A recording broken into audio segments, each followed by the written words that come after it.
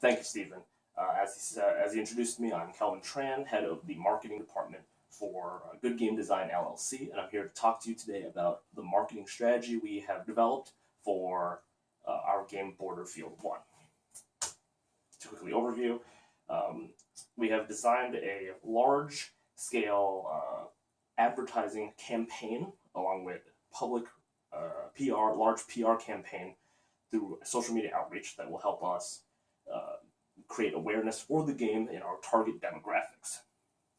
And this is a cohesive, proactive strategy that will help us develop our fan base for not only the game, not only for Good Game Design LLC, but also for Hasbro moving forward. So our core strategy with Borderfield 1 is to start with a small, either appeal to our primary demographic, which is the casual college age market, and then develop a core fan base of hardcore fans, which we will use to market games to in the future, and not only other games, but also expansions for Borderfield 1, which brings more value to the brand of Borderfield.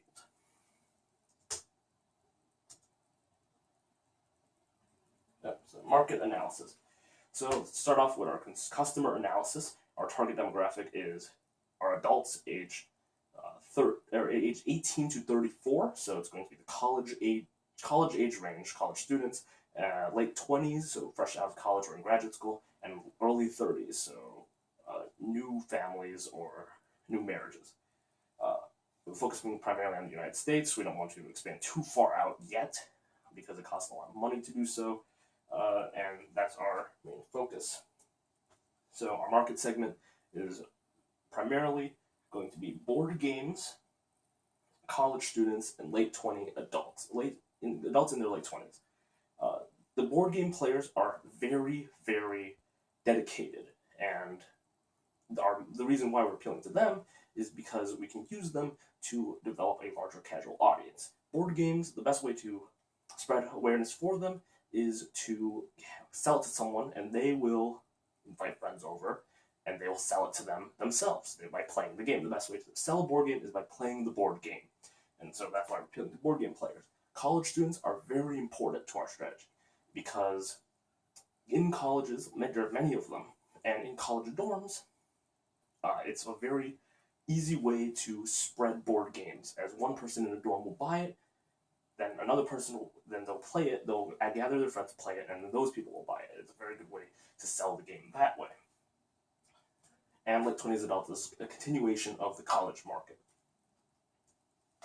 So our target market, college students, very large market, estimated 20.5 million attending a Institute of Higher Education this fall 2016. Many live in dorms, although some don't. Many still live in dorms, which, as I said before, enhances the spread and awareness of this game, which is what we're trying to do, to build a casual market. To start with a new game, you have to have the audience. You have to build this audience from something. And most importantly, lots of financial freedom. College students have money. They have income, and they can use that. They are more lax with what they spend that income on. And board games are part of the games, video games, etc. Entertainment is a large part of the college student budget. Board games thrive in this environment. Our secondary market is the current board game players. They're dedicated, they're willing to try something new. It's fairly easy to reach out to them if you give them a new kind of game that they want to try out. And adults in late 20s, it's a continuation of the college market. They have even more financial freedom, they have more income, they're more willing to spend. SWOT analysis, the game is easy to play, it's easy to learn. Because it's easier to play and learn, it's easier to get like a casual fan base. War imagery is has gained a lot of growth in many markets, such as video games with games like Call of Duty and Battlefield. So it's a good way to market the game.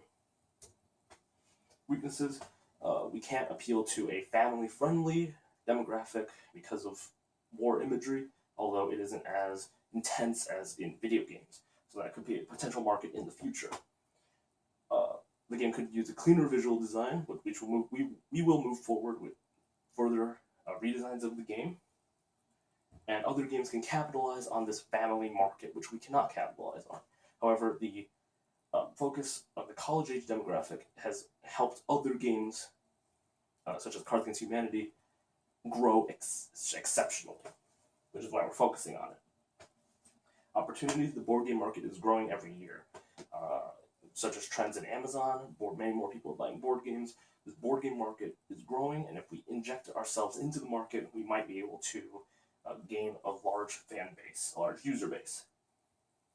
Many new games are coming out currently, and this is just one of them. We think we're we're different, but at the same time we're using an old formula, which is tried and true, while more games are more experimental and might not capture audiences. And more people are going to college each year, which is big because we get more potential customers. Threats, mobile phones, of course. Mobile games are very big market, which draw away from these traditional style games.